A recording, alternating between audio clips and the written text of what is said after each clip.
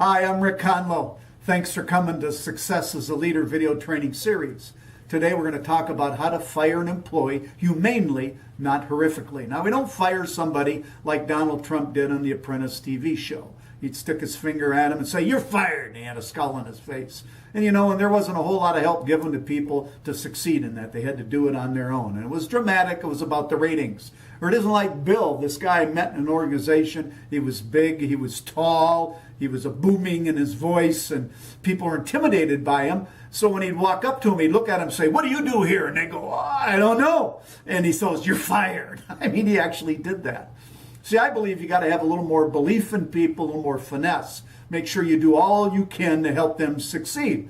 But there are times that people don't perform well, and you work with them and they don't perform well. In a prior video training series, I give 3 ways to help poor performance. You want to make sure you go through those steps, and it's redirect, review, and coach, and reprimand. Firing should never be done flippantly. It's often the hardest thing a manager can do because it impacts people's lives. And if you do it wrong, there's a lot of ill will everywhere on your team, with that person, potential lawsuits. If you do it right, it helps the team. The person succeeds, and it helps you succeed as a leader because you're only good as your people are. So I'm going to give you 5 words, 5 steps to consider when you fire somebody. There's caution, compassion, candid, conserve, compliment. Let me talk about each one of these and give you a few pointers. Caution. Let me go back. People are the greatest resource of a company. So communicate well with them. Set clear goals with them. Train them. Coach them. Do those things right, and you'll help them do a better job. If the absence of that causes employee disengagement and poor performance. So if we do that with somebody, we don't have to fly off the handle. We don't get all upset. And when people don't perform well, you're working with them. You're helping them. You're going through those methods I mentioned to you earlier to help them succeed. And so, you're not leaving them alone. They're not all by themselves. So I just give you that caution because it can prevent many firings. It can prevent poor performance. Now, conserve. There are times. You work with somebody, you talk to them about their performance. Maybe you review and coach them. Maybe you redirect them, get them more training. You meet with them 2, 3, 4, 5 times, and they're still not improving. Maybe you do a reprimand. It's just not working out. So you got to gather your information, document, follow your company's procedures, get your ducks in a row, get some advice from HR. Tell them what's going on, what you've done to help this person. Don't go to them and not have helped them because they're going to send you back and say, go try to help them succeed. Talk to your boss about it. So that's what I mean by conserve. Get ready. Okay? Prepare yourself. Kind of focus in on what you need to do. And then have some compassion. We never fire when we're angry. Okay? We got to check our emotions. We got to have some sensitivity and empathy for somebody. And it affects their lives. It affects your company, as I mentioned. But you also want to be direct. And it's not about worry. It's not about blame. So then you get to the point where you're going to have the meeting and let them know that you're going to have to let them go. So you got to be professional. You don't yell. You don't criticize. You don't blame. It only takes a few minutes to say what you need to say.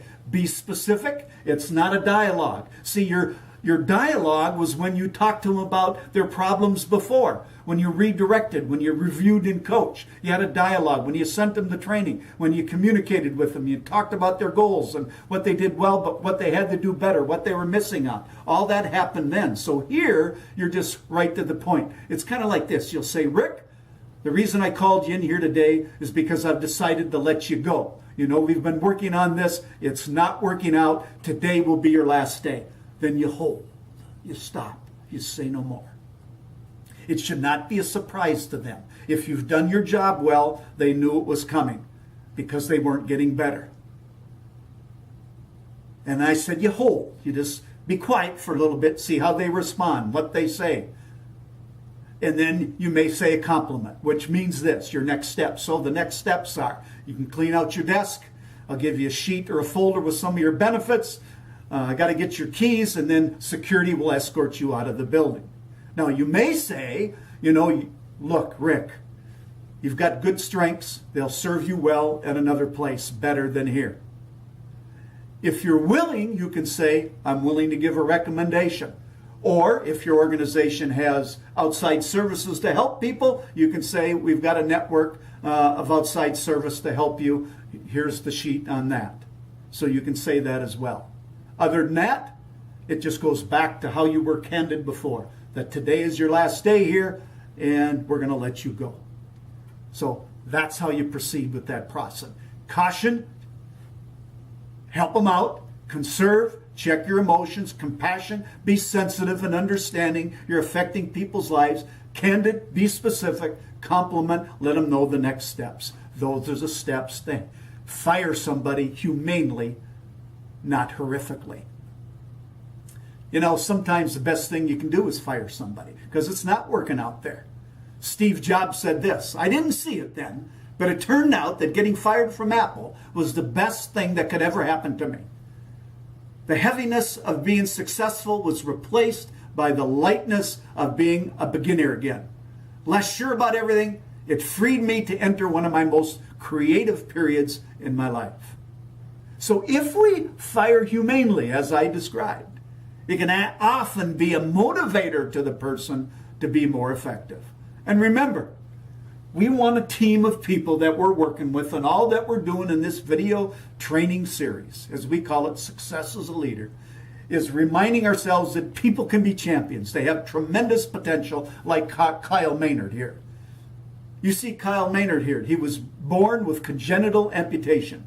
Yet, he turned out to be one of the top high school wrestlers in Georgia his senior year, and he qualified for the state tournament in 2004. And he also played other sports. Since that time, he went on to college, and he graduated from college, wrote a best-selling book called No Excuses, and started his own fitness business. I even saw him in a video once. He was trying to help somebody with some push-ups, and Kyle's going, do one more, do one more. How can you say no to that? He was a champion. And he was asked, Kyle, what about your disabilities? And he responded by saying, disabilities, life is full of possibilities. And that's part of the message we want to share with our team and even somebody we have to fire in how we handle them. The grace, the professionalism that we use, the integrity that we use when we deal with people. I have this vision that soars on golden wings. I visualize your achievements and your legacy that sings. I do not know all about your awesome goals or your persistent efforts to raise the bar. I only know you can be the best, a superstar. Thanks for coming.